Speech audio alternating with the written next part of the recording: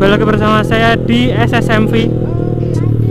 Di video kali ini masih mana si Maxi ini. Ini mana si tenan nih. Soalnya kenapa? Ini tuh tadi tuh sulit hidup ya. Si Maxi itu sulit di starter.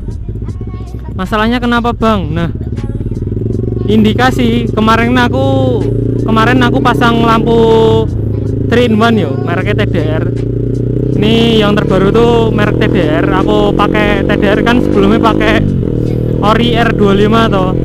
Terus ada yang jual, ada stop lamp second TDR yang clear. Nah, itu tuh aslinya tuh aku dari dulu tuh nyari yang itu yo. Karena harganya semakin tinggi, makanya aku memutuskan untuk belinya tuh yang second aja atau yang bekas tapi masih layak pakai toh. Nah, kemarin ada yang jual, terus aku pasang di Maxi ini. Nah, tiba-tiba tuh starter itu kayak sulit gitu loh. Kayaknya tuh terpengaruh sama stop lamp itu. Kayaknya tegangan akinya tuh besar yo. Stop lamp aku nggak tahu. Yang asli itu kayak gitu Di Maxi itu kayak gitu. Jadi starter itu sulit banget. Nyangkut voltasenya cuma dapat 11,5 apa ya. Makanya penting banget masang si voltmeter ini.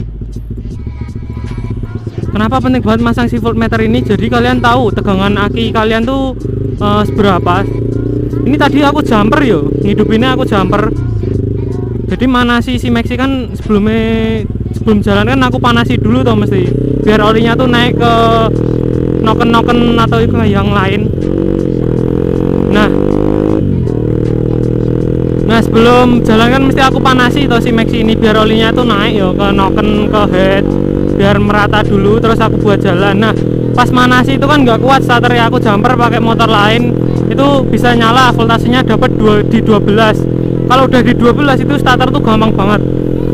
Padahal di sebelum pasang stop lamp 3-in-1 TDR itu ya, itu tegangan aki 11.8, 11.6 tuh masih kuat di starter. Aku pakai Ori R25, terus aku ganti si stop lamp 3-in-1 itu di voltase segitu tuh nggak bisa ngangkat ya, pokoknya cekrik kayak gitu aja. Kalau menurutku si stop lamp itu lampunya itu banyak ya, jadi untuk aki yang nyuplai si stop lamp itu lebih banyak. Kalau menurutku kayak gitu. Bahayanya apa kalau si motor kalian tuh sering ngadat gitu, apalagi kalau kalian yang udah pakai ecu racing, nah itu tuh riskan banget yo, ecunya tuh riskan error. Makanya sebisa mungkin jangan dibiasakan ecunya tuh error. Kalau starter nyangkut atau gagal starter itu jangan. Malah ngiyupi. Padahal urung panas banget loh. Cek jam 9:30 kurang. Oh, anjir mah ngiyup.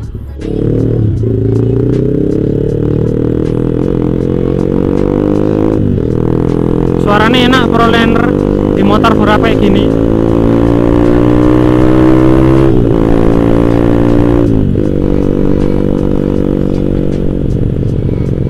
Tapi kalau teriakannya beda yo.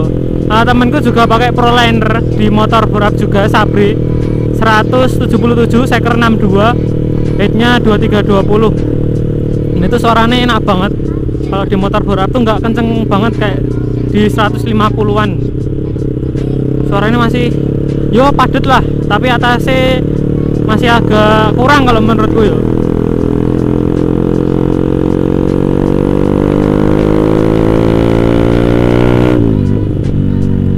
Atasnya terlalu nyeper tapi kalau pakai Proliner kayak gini.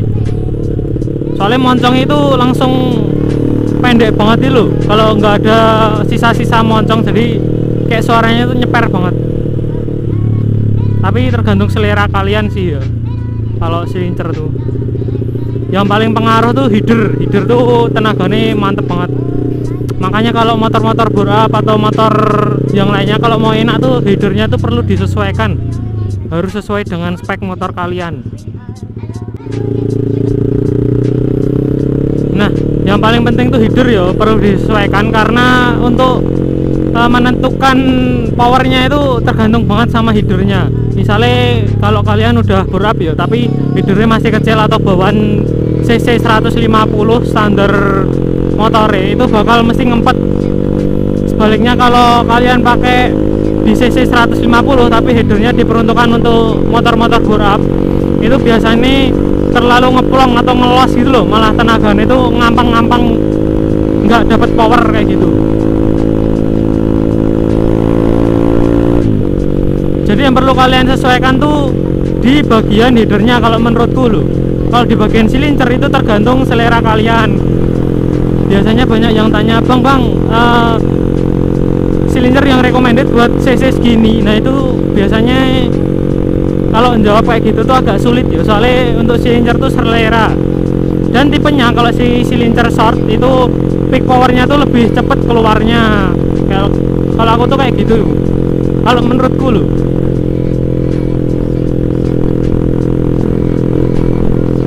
Biasanya kalau di atas dyno itu biasanya pakai si silinder yang short biar powernya tuh cepat keluar gitu loh, nggak lama banget keluarnya.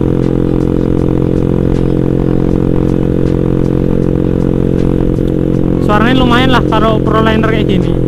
Ini juga harganya lumayan murah, sekitar 300 ribuan ya sekarang si Proliner, tapi tergantung kondisi juga. Aku sekalian mau nyoba di bagian kopling itu.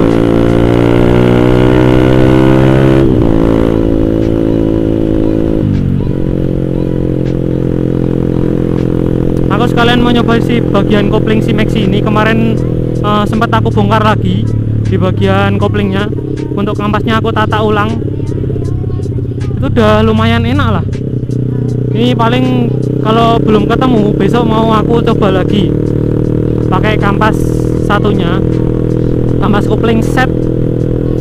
Itu kita cari permasalahannya tuh di bagian mana. Untuk di bagian sulit netral tuh masih agak sulit kalau sekarang, tapi udah lumayan enak, nggak sesulit yang dulu.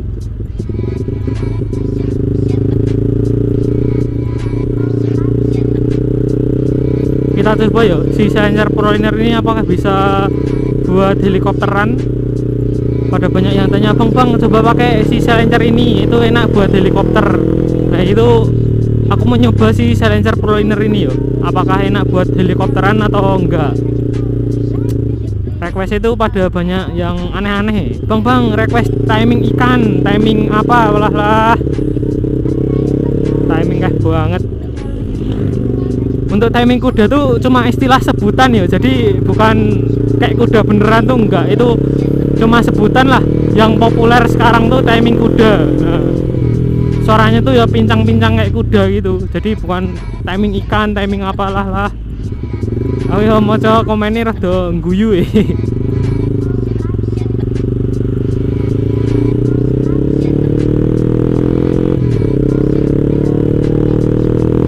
Harusnya bisa di helikopter yuk si silinder yang short ini. Kita map 2.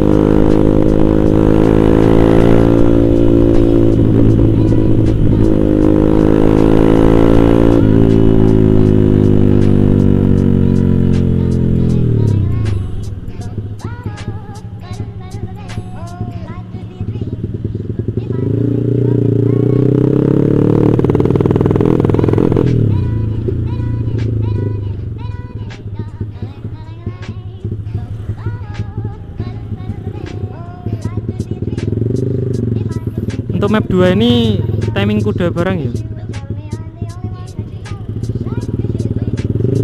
Untuk setelan map 2 nya ini timing kuda.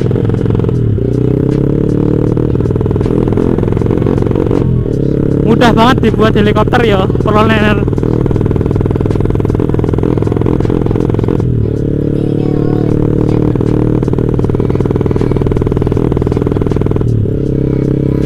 Pokoknya di RPM 5000 tuh nyangkut.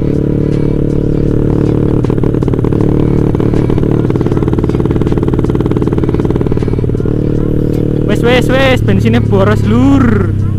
Jadi kalau buat helikopteran itu misalnya udah nyangkut ya di RPM 5000, terus kalian maksa untuk digas lagi, RPM naik, itu malah semakin berbet.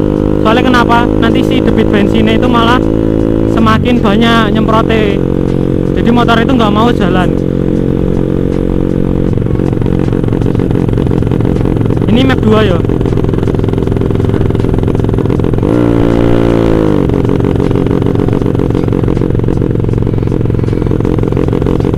Suaranya lur. Udah, kita normalin aja pakai map 1 yo. Jalan santai-santai.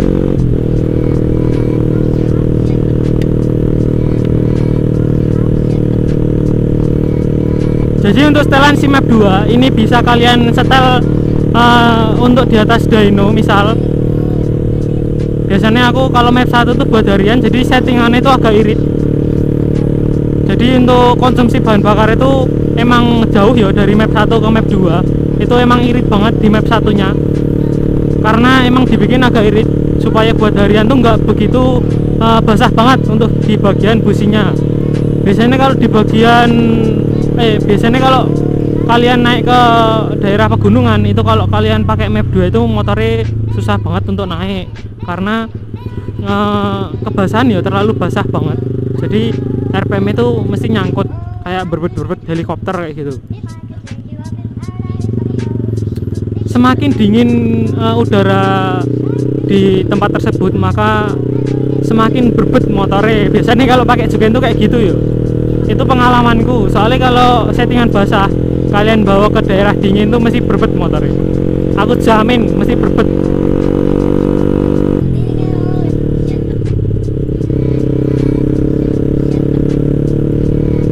Jadi kalian sesuaikan aja, misalnya daerah kalian di pegunungan itu map 1 di setting irit aja, terus map 2 di setting agak boros. Kenapa agak boros? Biar kalau kalian turun dari daerah tersebut di bagian kota, misalnya daerahnya agak sedikit panas, itu mesin itu biar nggak kekeringan banget. Jadi kalau di daerah panas tuh mintanya agak boros ya, agak boros dikit biar tariannya itu tetap enak ya. Biasanya kayak gitu nyetingnya. Kalau di daerah perkotaan biasa kayak gini settingannya yang wajar-wajar aja. Misalnya map 1 kan udah agak panas toh, kalian kasih agak boros aja ya, menyesuaikan iklim kalian lah, kayak gimana iklimnya.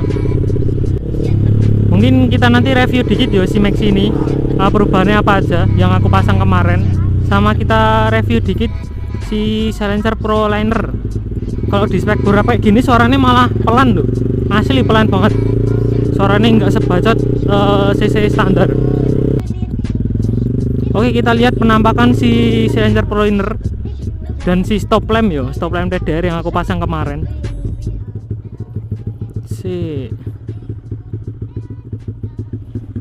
Nah, untuk penampakannya kayak gini. Jadi di bagian belakang tuh clear yo. Nah, ini di bagian belakang tuh clear, jadi kelihatan clean banget, bersih. Dan ini suaranya ProLiner tuh ternyata enak di motor-motor berap kayak gini. Ini bisa timing kuda, ala-ala timing kuda ya. Jadi settingannya aku bikin boros di RPM sekitar 1700-an, hampir di 2000.